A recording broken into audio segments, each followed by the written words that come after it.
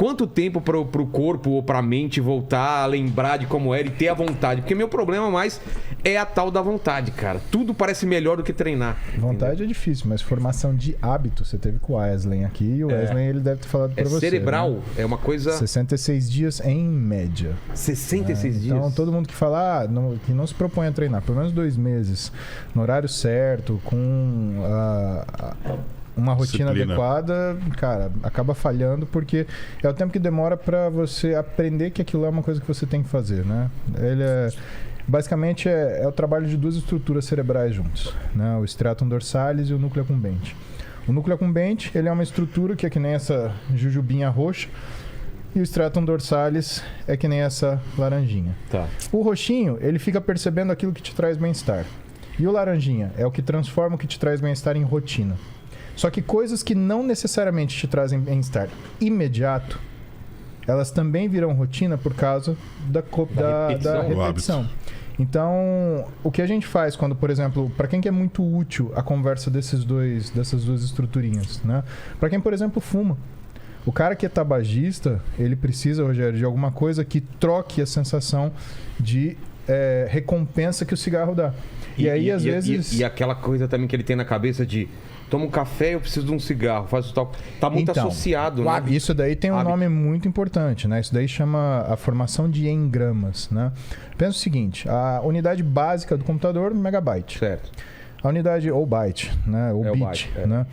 A unidade básica de memória, nossa, chama-se engrama.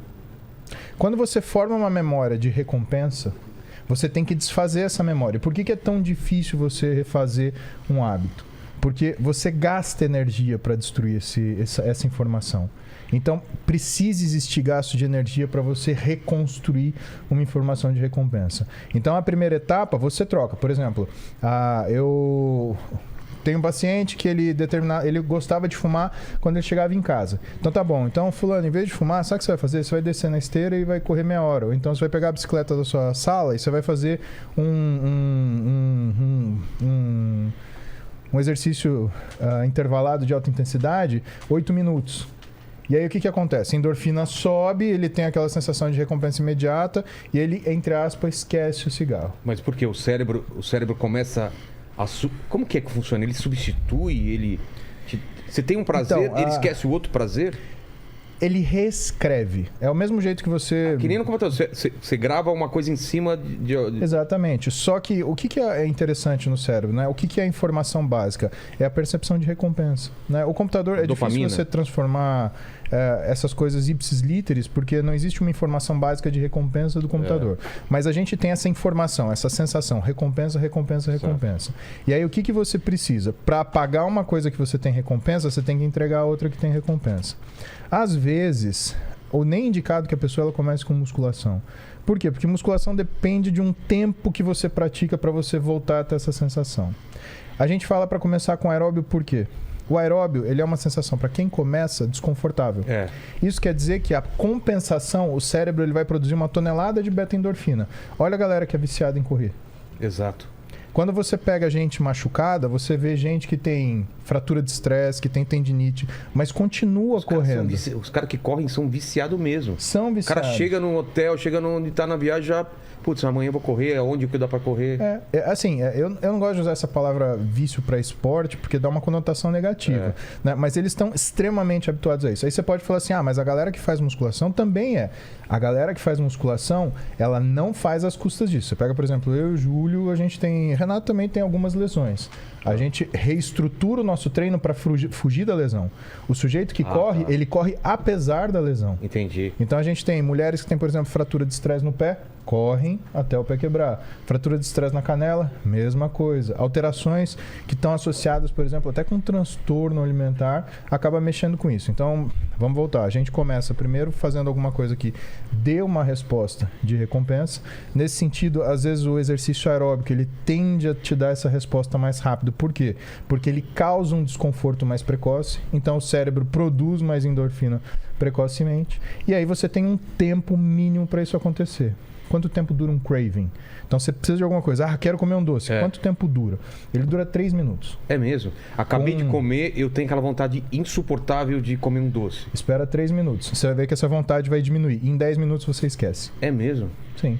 É coisa de relógio. Já aconteceu comigo. Se você colocar no seu relógio 10 minutos e esperar passar, você fala, opa, tô legal. Então é muito do que é o ímpeto. E aí quem que conversa isso? Então a gente estava falando das duas jujubinhas, né? Então a gente tem aqui a resposta, né? Do que é a sua recompensa na roxinha, o que é o seu hábito na laranjinha. Quem é a irritação do doce que vai falar assim, vai agora buscar aquele doce? É a jujubinha vermelha, que a gente chama de amígdala. Ela faz o quê? Ela pega e fala assim, opa, preciso me proteger desse desconforto que está sendo notado.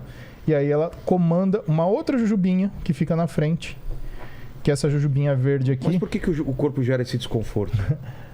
O seu cérebro percebe como desconforto. Né? A falta daquela sensação de recompensa. A falta de sensação de recompensa... Seu corpo sempre quer se sentir bem.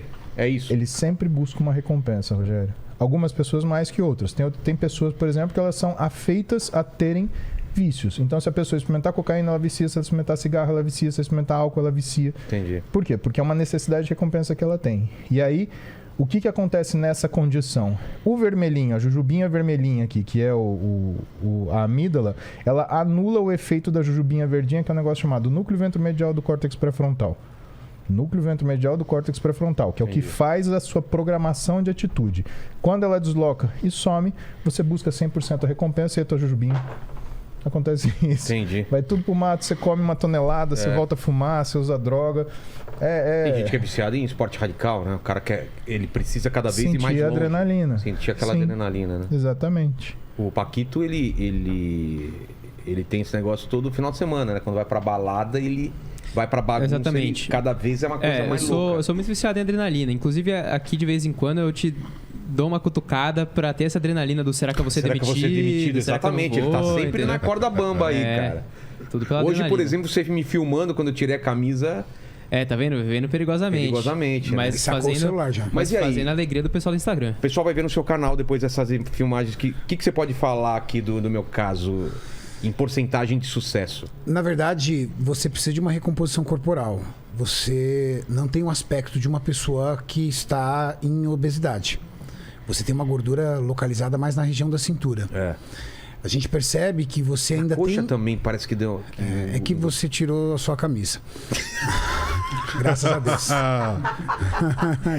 Eu falo, não, sua coxa tá normal, não. É que você não tirou a calça.